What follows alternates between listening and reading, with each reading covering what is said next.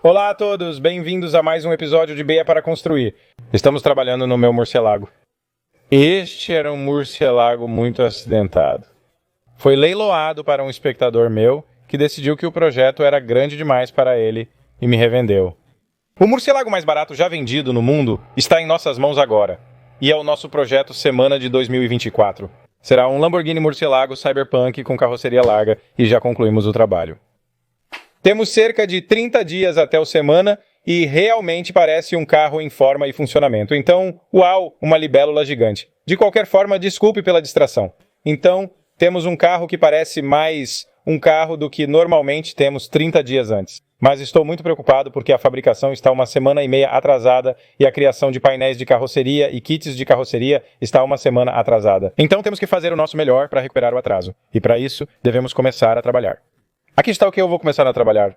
Eu gostaria de focar bastante na traseira deste carro neste episódio. Adoraria fazer o máximo possível. Eu tenho materiais encomendados para vários recursos que precisam ser construídos. E este é um recurso que eu poderia começar a trabalhar agora? Enormes buracos na parte de trás do carro. Isso que você vê na minha mesa aqui é o que sobrou do para-choque traseiro do Lamborghini após este enorme acidente em que ele se envolveu, e eu quero aproveitar a peça central para construir algo como um painel de preenchimento, então eu marquei algumas bordas e vou seguir em frente e cortar isso com a roda de corte e uma serra recíproca. E eu encontrei este estranho plástico azul, que de alguma forma faz parte do processo de criação lá na Itália, quando eles estavam fabricando este carro na época. Eles utilizaram bastante plástico azul para construir esta peça, criar os moldes e uni-los. Não sei por que o plástico azul estava preso aqui, mas estava em todo lugar. Você pode ver quanto dele está na mesa ali. Eu consegui minha parte do painel meio cortada do para-choque traseiro e quero colocar a grade aqui para que eu possa testar o painel de preenchimento com a grade que vai nisso que eu vou chamar de tampa do porta-malas, a tampa do escapamento do motor traseiro. Para fazer isso, preciso aparar de um lado para o outro. Vou aparar rapidamente os lados para que se encaixe ali. Vou aparafusá-lo e notei que meu painel de preenchimento está um pouco largo. Então vou dar algumas marcas para orientação e dar a velha cortada.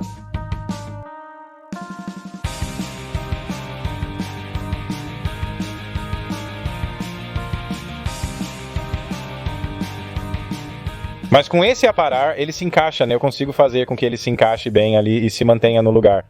Não tenho certeza sobre a aparência geral. Não tenho certeza se quero continuar com isso ou se quero modificá-lo, mas é bom tê-lo. É bom ter. O LP6 770 tem toda a malha e grade, o que posso fazer, mas realmente quero ter uma placa neste carro. Eu gostaria de ter um painel aqui e acho que pintado de preto ficaria bem melhor. Agora seguirei para a tampa do porta-malas. Eu já havia removido o spoiler traseiro no episódio anterior, então construirei um painel de preenchimento. Eles podem ir para aqui e preencher esse vazio. Eu tenho placa RAM aqui e RAM. Placa que você pode encontrar na sua Home Depot local. É apenas um cartão muito bom que você pode usar para modelagem. É destinado a proteger os pisos e eu decidi fazer uma grande bagunça. Então eu cobri toda a peça em carvão que temos usado para guia de revestimento e então eu enfiei minha placa memória de acesso aleatório e bati em toda a peça e consegui espalhar carvão por absolutamente tudo. Mas consegui um contorno satisfatório para a peça necessária. Vou cortar meu molde e depois a peça de aço de 1/16 de polegada.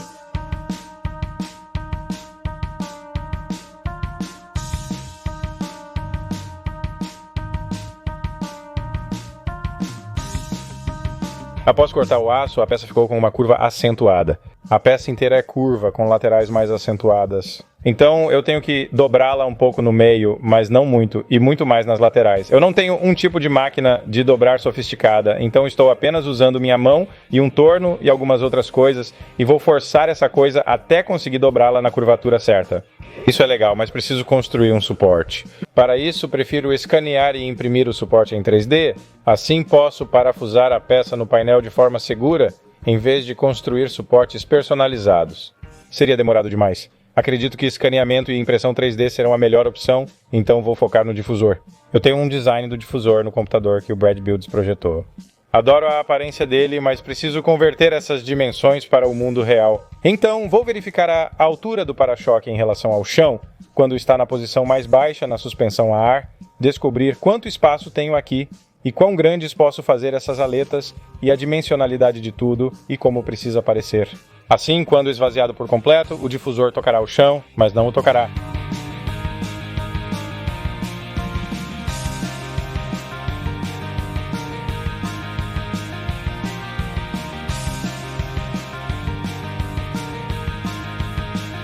Agora tenho um plano de jogo e um esboço para as minhas aletas espelhadas, totalizando 4 aletas dos difusores. As partes planas são realmente fáceis. Posso medir isso com o para-choque removido. Então vou adiantar e modelar essas aletas em algum alumínio e cortá-las de alumínio.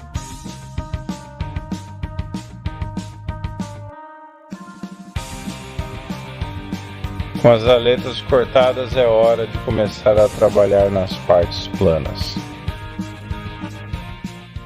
As seções planas são bem fáceis. Eu as pré-medi e encomendei já cortadas em quadrados. Então eu só tenho que levantar minhas aletas e fazer algumas medições em torno disso e descobrir como vou fixar cada parte plana a cada aleta e cada aleta a cada parte plana. Dessa forma tudo estará conectado a tudo e o difusor não será um difusor de várias peças.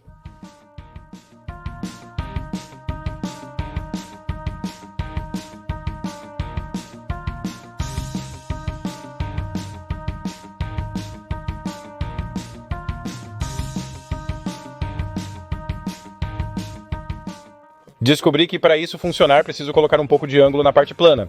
Isso quer dizer que minha aleta não ficará totalmente alinhada com o carro. Quero seguir a linha do corpo do Lamborghini do para-choque traseiro, angulado para fora, e ir direto, dando um impulso nisso.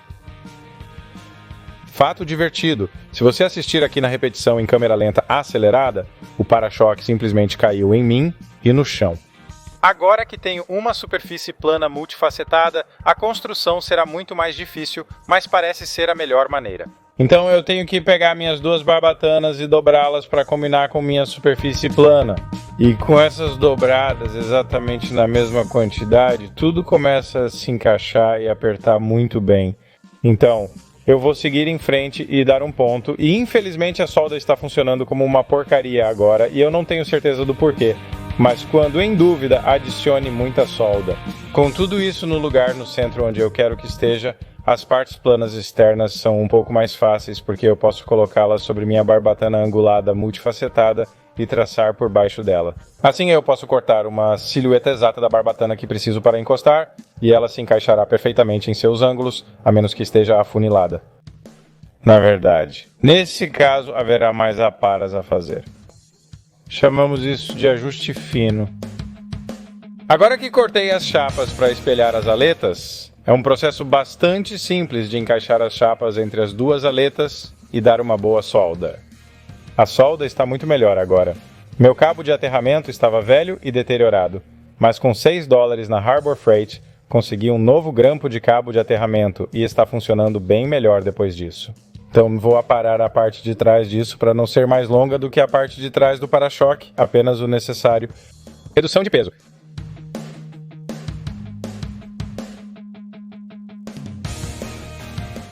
Para minha surpresa e alegria, quando coloco o difusor no chão, ele é completamente plano e nivelado, o que é maravilhoso. Isso indica que todas as minhas peças laterais e aletas estão na altura e medidas corretas. Com o difusor completamente soldado, vou parafusá-lo no para-choque traseiro. Agora, normalmente, em um carro de corrida, você parafusaria o difusor no chassi, mas o para-choque está parafusado diretamente no chassi, alguns centímetros acima disso, e eu pensei que, em vez de disparar barras através do para-choque e no chassi, vou apenas usar a fixação que o para-choque tem no chassi, porque, sejamos honestos, este é um carro rápido, mas não é um carro de corrida.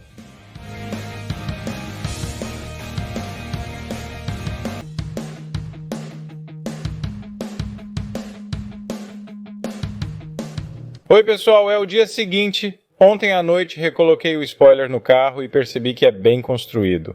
Estou satisfeito com a construção dele, mas não tenho certeza se estou super feliz com a maneira como executei o design. A única coisa que eu meio que não gosto é que este aqui é tão inclinado, quase faz com que a coisa toda pareça que está saindo e se alargando assim, onde eu gosto de um difusor que é mais reto com o design. Agora o carro também faz isso, certo? Ele sai assim, mas este aqui está em um ângulo mais inclinado, então na verdade está meio que indo nessa direção pelo carro. Acho que eu gostaria mais se fosse nessa direção pelo carro, mas não tenho 100% de certeza. Vou relaxar um pouco com isso e continuar observando para ver o que acho. Estou obcecado em tentar arrumar a traseira deste carro. Acho que devemos trabalhar nas luzes traseiras em seguida. Estas são as nossas carcaças de luzes traseiras impressas em 3D. Esta é a 5ª versão do meu design original de luz traseira que comecei há cerca de 5 semanas. Esta é a versão final, o que significa que foi impressa em ASA. Tentei imprimir com super alta definição, altura de camada de 0,1 mm, mas minha pequena impressora 3D não queria realmente fazer isso e continuava quebrando o filamento na cabeça, o que causou muitas falhas. Usei minha Coolmax maior para fazer isso com uma altura de camada de 0,4 mm, imprimi a lanterna traseira inteira em 2 peças e no geral estou bastante satisfeito com o resultado. Saiu ótimo. Estou soldando essas peças de plástico e esta é uma parte que vou realmente usar, então preciso terminar completamente o trabalho nela. Aqui entra em jogo a estratégia de soldagem de plástico. O que pensei que funciona melhor para mim, como pode ver na minha mesa, é usar a cola Gorilla que tenho ali. Essa é uma cola de poliuretano, então não é à base de água e funciona muito bem com plásticos. Eu aplico isso em todas as emendas e uso a solda de plástico para fazer alguns pontos na parte de trás da peça. E não estou fazendo solda de plástico na frente da minha peça de jeito nenhum para evitar deformação ou estranheza. Os pontos mantêm as peças bem no lugar.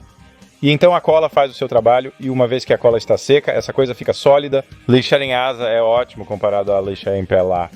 É um material muito mais forte, mas é um pouco mais frágil, porém é mais duro, então lixa muito mais limpo. Então, eu vou começar a lixar isso e começar com uma lixa de 80 no meu lixador orbital com tudo que eu posso alcançar e então vou usar minha ferramenta triangular de cabeça vibratória multiuso para lixar nos pontos difíceis.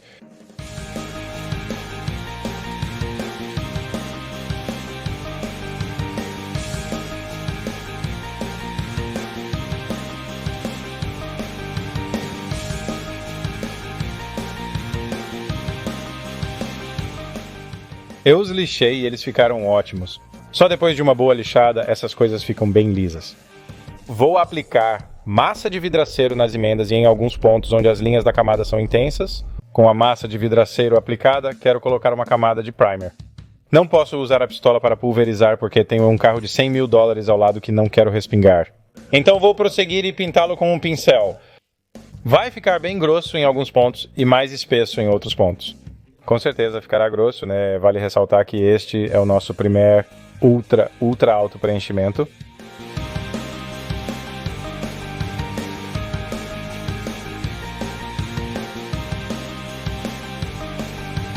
Antes de lixar novamente, vou aplicar um pouco de guia de revestimento. Desta vez, usarei uma lixa de 220 grãos na lixadeira orbital.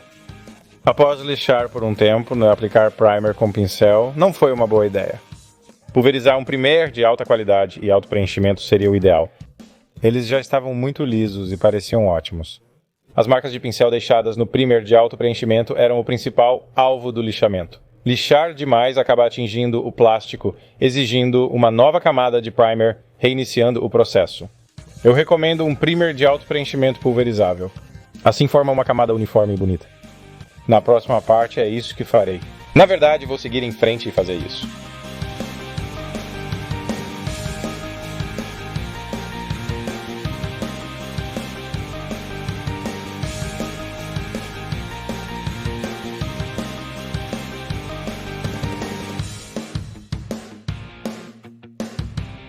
Após lixar ambos, preciso obter uma superfície mais lisa.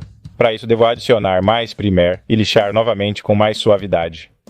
Consegui um primer de preenchimento alto da Rust-Oleum. Que erro é esse?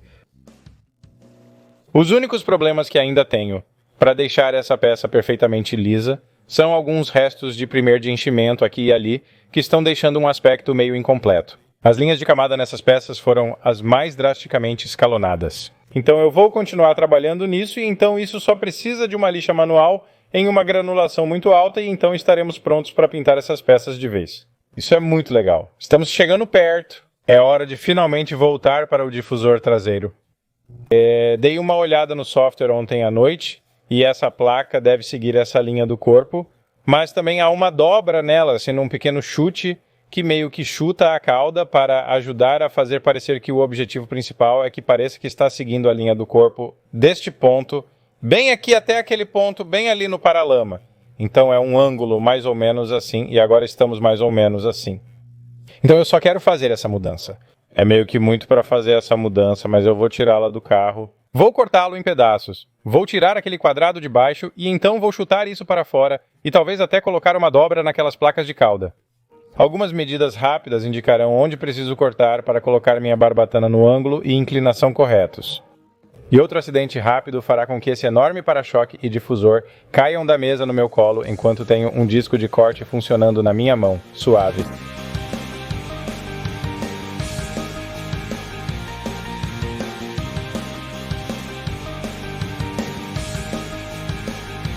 Uma coisa boa sobre isso é que as barbatanas são totalmente reutilizáveis. Eu posso cortar as soldas, lixá-las até ficarem lisas e ninguém notará, pois estou soldando de volta no mesmo lugar.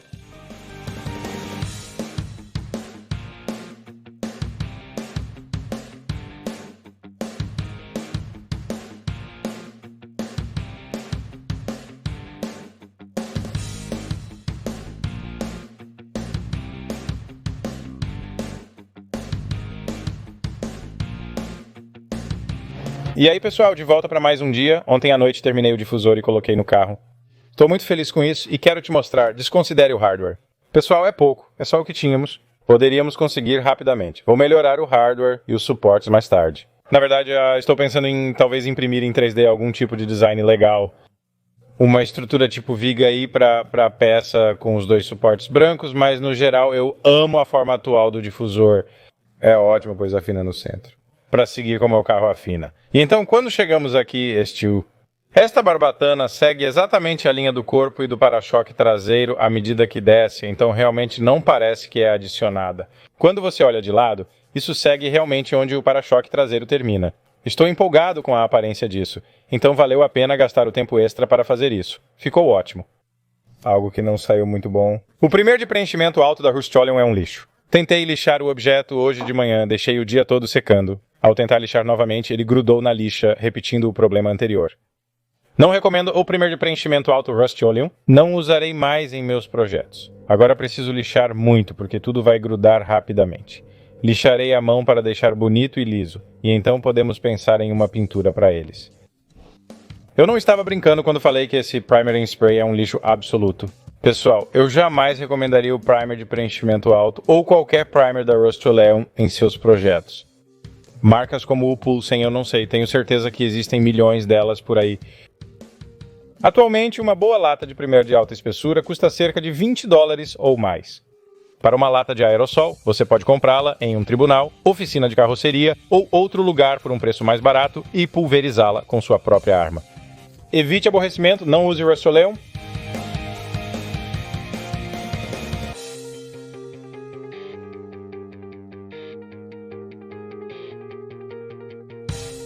A única salvação é a tinta que estou usando para as lanternas traseiras, que tem uma textura. Então não preciso lixá-las até um acabamento espelhado, o que é bom. Então eu vou seguir em frente e aplicar essa tinta. Esta é, acredite ou não, uma tinta da marca Rust-Oleum. É como um erro grave que cometeram no revestimento de uma caçamba de caminhão, mas com uma textura de grão minúsculo perfeita. Posso aplainá-lo mais tarde. Eles são um pouco brilhantes demais para o meu gosto. Posso aplainá-lo com tinta, apenas mudando a cor e mantendo a textura.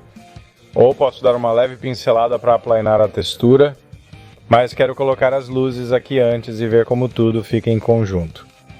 Para as minhas luzes, eu uso faixas de luz de porta-malas que você encontra na Amazon ou no eBay. Essas custam $15, incluem luz de pisca, posição, freio e ré. É tudo que preciso. Elas estão um pouco longas. Vou encontrar a junção onde a faixa tem as áreas de corte, cortá-las no tamanho certo e retirar a vedação extra para poder encaixá-la no alojamento da minha luz traseira. Consegui reduzir uma delas ao tamanho ideal aqui. Testando, tudo funciona. Vou pular para o próximo antes que você perceba. Os fios não estão mais conectados à faixa de luz, diodo emissor de luz. Acidentalmente cortei ao meio. Custam só $15 na Amazon. Em vez de soldar, vou pedir outro e pegar semana que vem. Apesar de não ter saído exatamente como planejado, conseguimos algo. Há painéis para dar uma olhada no carro. Estou muito satisfeito com o progresso, adorando as luzes traseiras e como estão ficando. Estou realmente feliz com a aparência da traseira, e uma vez que adicionarmos a carroceria larga, as saídas embaixo e a aba de pato, cada ângulo será interessante e modificado. Estou muito feliz com isso. E assim, encerramos a primeira semana de outubro. Temos mais 3 semanas até a semana, então, pela minha matemática, tenho cerca de uma semana para terminar a fabricação. Houve muito progresso esta semana no mundo dos compósitos e na criação de moldes a partir das peças, que finalmente foram totalmente alisadas. As peças foram lixadas até 600 grãos com um primer de alta qualidade. E todas estão perfeitamente lisas e prontas para uso. Então esta é a versão final do nosso kit de carroceria. Então estamos prontos para começar a fazer moldes. Todo o divertido trabalho com compósitos que faremos é trazido pela Fiberglass Coatings Incorporated. Eu vou colocar um banner virtual bem ali, eles me enviaram um banner. Parece que perdemos isso. Eles estão nos fornecendo todo o material para tornar possível a criação desses moldes e, em seguida, a criação das peças finais que vão ser colocadas no carro. É incrível o que eles estão fazendo. Haverá um link na descrição com todos os detalhes sobre os materiais que estamos usando para realizar isso. Se você está acompanhando em casa e quer fazer o mesmo, saiba que a criação de moldes é uma habilidade super valiosa no mundo dos carros. E com certeza essa não será a última vez que faremos isso. Agradecemos a Fiberglass Coatings Incorporated por fornecer esses materiais compostos. O primeiro passo nesta peça é a aplicação de cera. Você tem que encerar muito a sua peça e depois encerá-la novamente, e depois encerá-la novamente e novamente, cera sobre cera, várias vezes. O link para a cera estará na descrição. O link para todos os produtos que estamos usando estará na descrição. Faça 3 rodadas disso na sua parte antes de pulverizar seu PVA. Antes de pulverizar o PVA, vamos adicionar uma flange nessas peças. É necessário considerar o design do molde, o posicionamento da fibra de vidro interna, o revestimento em gel e outros detalhes importantes. Decidimos que uma flange seria uma boa opção. Flanges temporárias podem ser feitas muito facilmente com um pouco de fita de alumínio e fita de boxe. Moldes de uso frequente devem ter uma flange melhor projetada. Vai economizar muito tempo no futuro. Mas para esses tipos de moldes, que provavelmente vamos embalar a vácuo e provavelmente só vamos usar uma vez, talvez 2, uma flange rápida e suja com fita de alumínio e fita de embalagem servirá perfeitamente. Após obter as flanges, pulverize o filme de liberação de PVA. Então, isso é um líquido em spray que seca e se torna como um filme. É realmente legal. Geralmente é verde e seca para se tornar um filme realmente muito fino. E na primeira tentativa do Kyle aqui, você pode ver que há alguns pontos que parecem corridos, e antes de secarem, eles tinham muita textura. A altura deles teria sido transferida para nosso molde, o que nos deixou muito preocupados. Mas uma vez secos, eles não tinham altura alguma, porém não tínhamos certeza se a espessura do filme aplicado foi suficiente. Então tivemos que descascá-lo e testá-lo. Precisamos ter certeza, senão o molde não sairá da peça. Acontece que o filme é ótimo, ele tem a espessura completa. Poderíamos ter deixado como estava. As corridas, ou o que parecia ser corridas, não eram preocupantes. Já que descascamos, é hora de refazer. Vou seguir em frente e fazer as camadas base, e é apenas uma névoa muito fina para as 2 primeiras, talvez 3 camadas, e eu estou realmente apenas julgando a espessura com o meu dedo, apenas um pequeno teste de toque. E então, uma vez que você tem essa base lá, você pode ir muito mais pesado, e uma vez que o Kyle fez isso algumas vezes, ele conseguiu replicar em todas as partes sem problemas. Mas no geral, se tiver problemas, meu conselho é deixar secar, voltar depois que estiver seco e reavaliar se é realmente um problema. Com uma boa camada de PVA lá, é hora de adicionarmos a camada de gel. A camada de gel é para ferramentas. É extra duro e é destinado para fazer moldes. Geralmente é laranja, algumas pessoas aplicam com pistola de copo. Algumas pessoas aplicam isso com um bico enorme, como com uma pistola de pulverização de 2 pontos, 5.000 ou maior. Perdi minha pistola de copo, então vamos aplicar com pincel. O gel coat de ferramentas é o que permite obter uma cópia exata da peça original. Estamos cobrindo essa coisa com o gel coat. E quando retiramos a peça do gel coat, ela vai ficar lá. É super duro e é a cópia exata da superfície de qualquer coisa que você coloque por cima. E para chegarmos à espessura correta, que eu acho que é 20 milésimos de polegada, mas novamente, verifique qualquer folha técnica do que você está usando. Aplicamos 2 camadas com pincel. Em algumas peças maiores, usaremos um rolo para aplicar o gel coat rapidamente, espalhando-o de forma ágil. No entanto, ele aplica uma camada um pouco fina. Às vezes tivemos que aplicar camadas extras.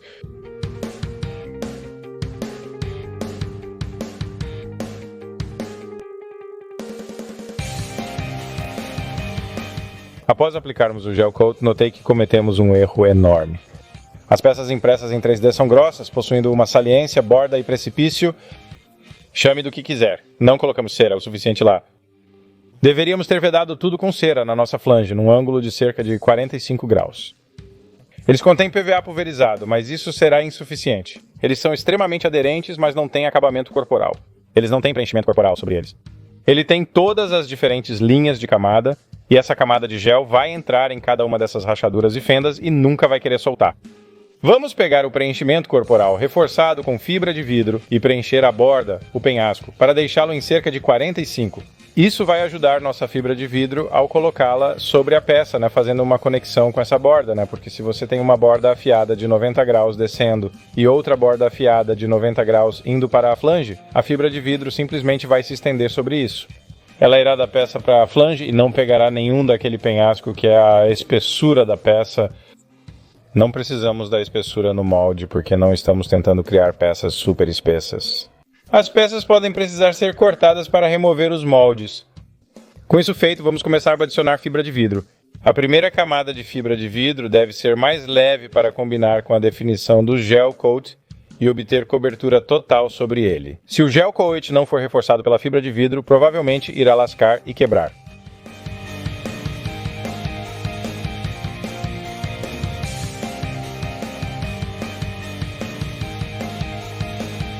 Depois da fibra de vidro leve vem a picada.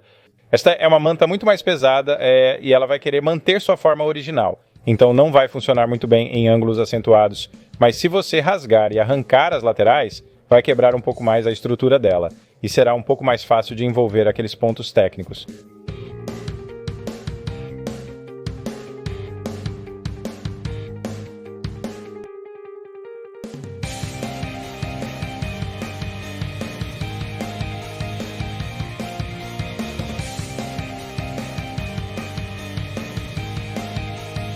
Depois de aplicar 2 camadas da manta de fibra picada, os moldes estão prontos para a cura.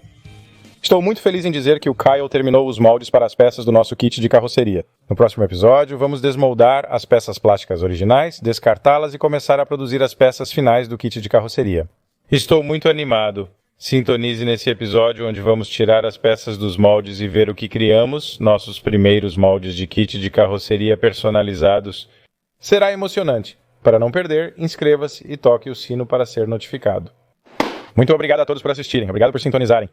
Por nos apoiar nesta jornada, nós apreciamos muito, é uma oportunidade muito única que temos de fazer algo tão louco quanto isso, e eu não estou subestimando, vamos mandar essa para casa com estilo. Certifique-se de sintonizar para o próximo episódio.